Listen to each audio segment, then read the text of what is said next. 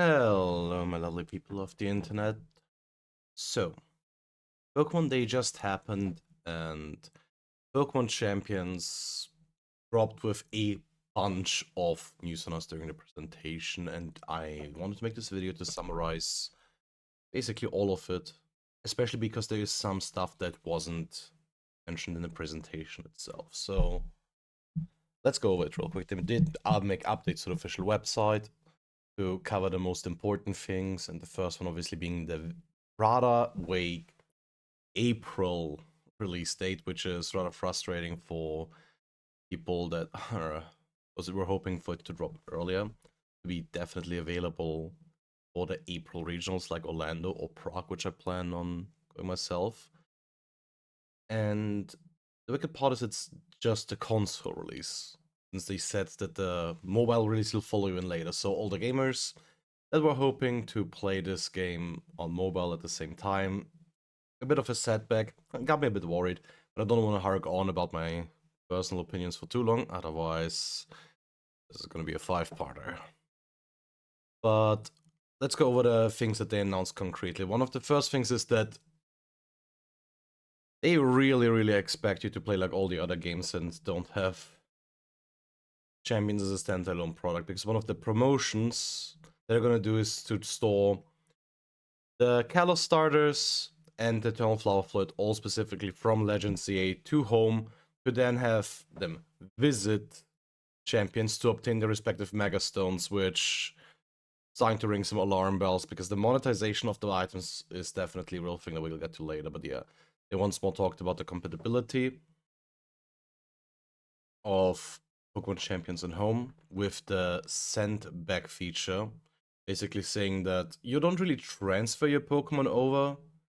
It seems to be just a visit. Now, how the exact details are going to work on it, if the Pokemon physically leaves home for the time of the visit or not, is unclear, but from the phrasing of it, the ability to train them, rather importantly, it does imply that the people that regularly play these kinds of games are going to be fine, since you can transfer all your Pokemon over, have them train in champions, and use them like that, which is going to be relevant when we talk about certain announcements later.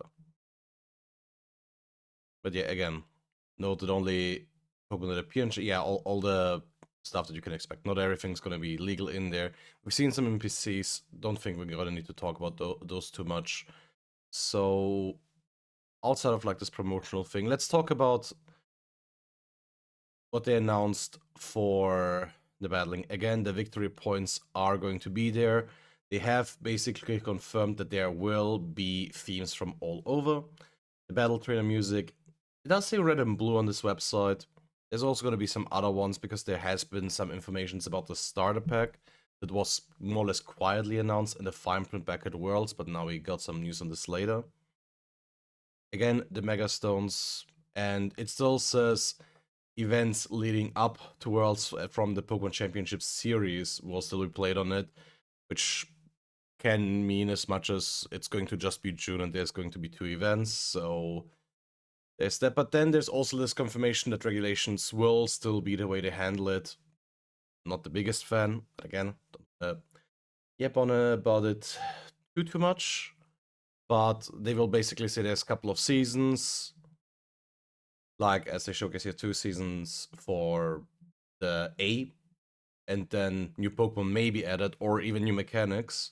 This basically just tells us that they are going to periodically change the regulations up again to have us do some other stuff. The exact interval of that, not clear. I hope they take more time, because frankly speaking, 3 months per regulation wasn't nearly enough to properly explore metas.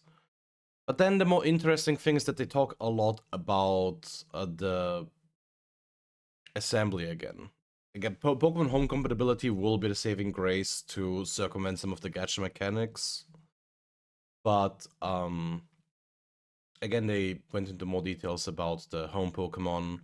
The important thing being, if a Pokemon brought over as a visitor, no moves can be used. You need to do the training, but you can train them, and even if you send those trained Pokemon back to home, if it basically maintains the stays the same Pokemon.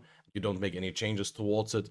That is still there, which is great because you can just use Pokemon Home as a repository for play, but the new details of the recruitment process really do hammer home that this is a very gacha-fied game.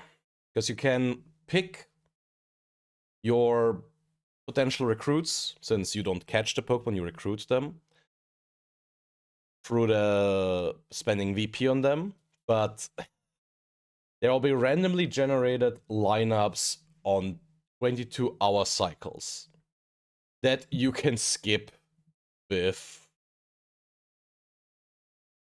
certain tickets. But yeah, again, what we already know, the trial recruitment for 7 days, you get one free, one per day, and otherwise it costs 1,000 victory points, which still unclear how much that's going to be. And then there's the permanent recruitments that will cost you also another 1,000 from the looks of it to have those Pokemon permanently. Even that is something that we're gonna have to be harking on about later down the line. Because yeah, there is the kind of tickets for the rerolls. You can, because I'm gonna just read this at verbatim, you can also recruit Pokemon by using the tickets instead of VP. Items such as quick coupons and teammate tickets are available, and these are primarily obtained through missions in-game. By using quick coupons, you can shorten how long you must wait to recruit a Pokemon by 1 hour per coupon. By using teammate tickets, you can permanently recruit Pokemon even without VP. So basically, they are doing the classic mobile game thing of letting you spend the resource to skip wait times. I have opinions on this. I don't particularly like it. But it's hopefully going to be one of those things where, first of all, if you have all the Pokemon that you need in home, you can bypass that to a certain extent. But let's not worry about this one too much. There's also those tickets where instead of spending those VP, you can have them. There's also going to be more said about that. The training is still rather straightforward now. The only difference is that there is those training tickets that let you bypass the VP cost. How you're going to earn them is a different story. But the big thing and the main reason why I wanted to talk about this is because there was a bunch of stuff that is Twitter exclusive, this being a rather important one. But yeah, all of those things that have been shown only on the Japanese and Chinese sites for Pokemon Champions actually include a lot of important announcements that have not been there. Z-Bandit aggregated them all on Twitter. I am never calling it Alex. To summarize it, and please do check him out. He is doing the Lord's work with that one, and this is basically the meat and potato of what I wanted to talk about.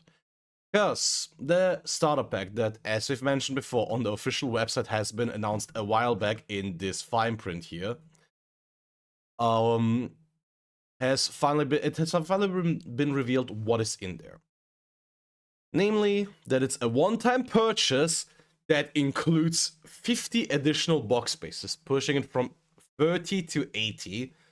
The Versus Trainer Frame from Pokemon Let's Go Pikachu and Eevee, 50 training tickets and 50 recruitment tickets. Now, let's be very real here. I made a video about this a couple of months ago about how I hope they tackle the monetization, because there's always a good and a bad way to do monetization in free-to-play games, and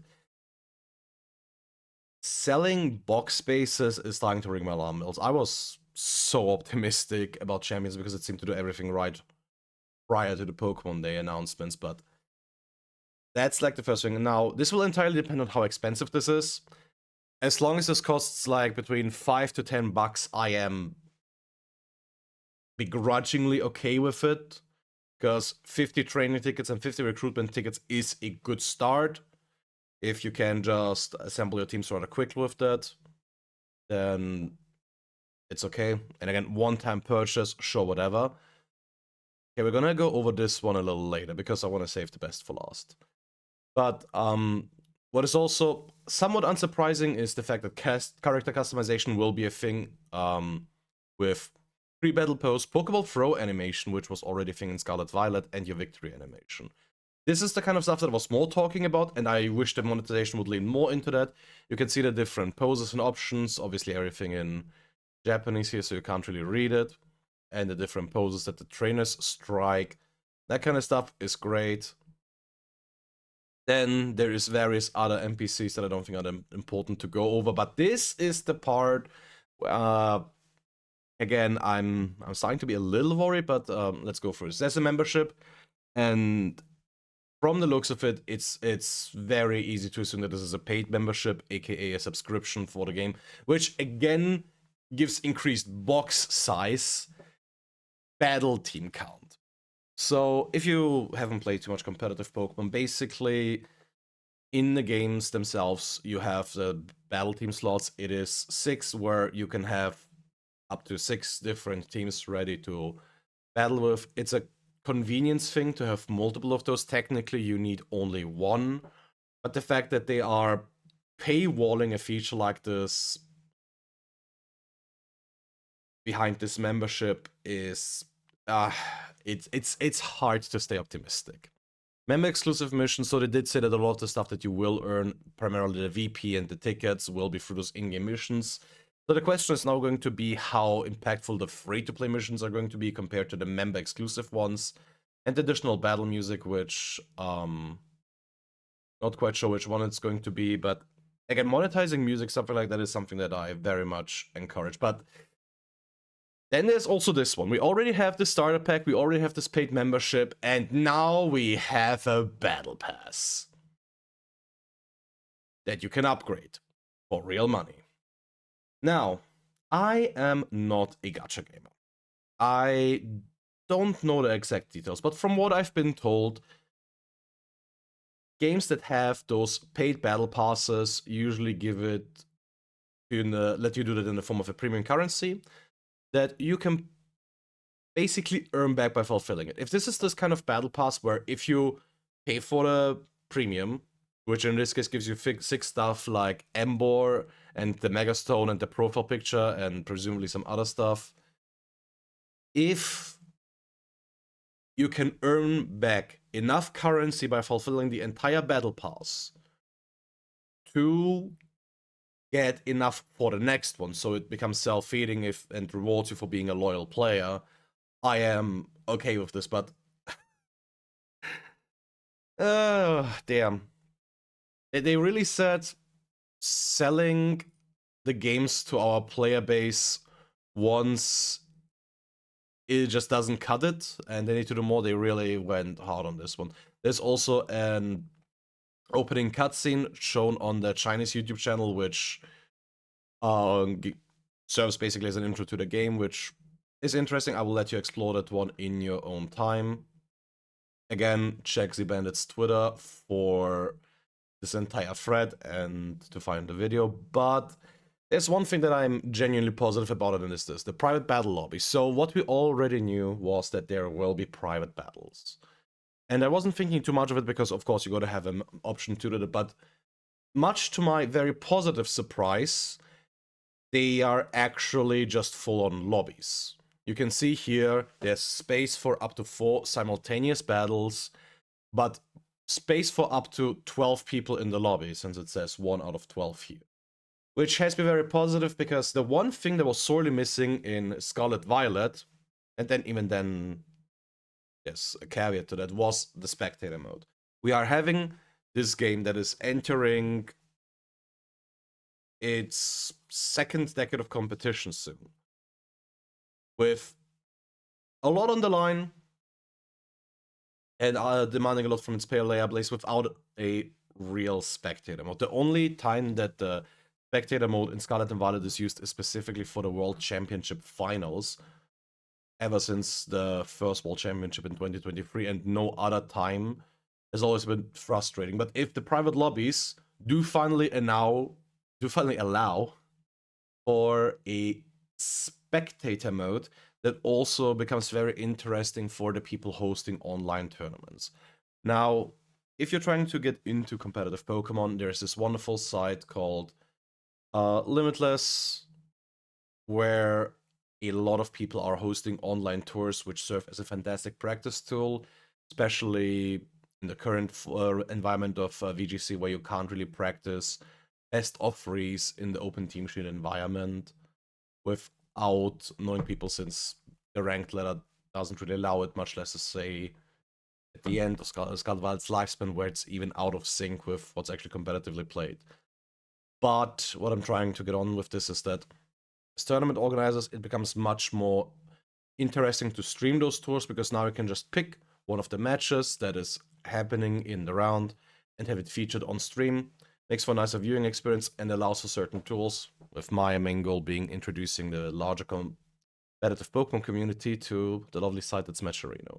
This is the only thing keeping me sane right now, and if we finally get a spectator mode after only having it for in-person stuff back in Sword and Shield, then all of this will suddenly have been worth it.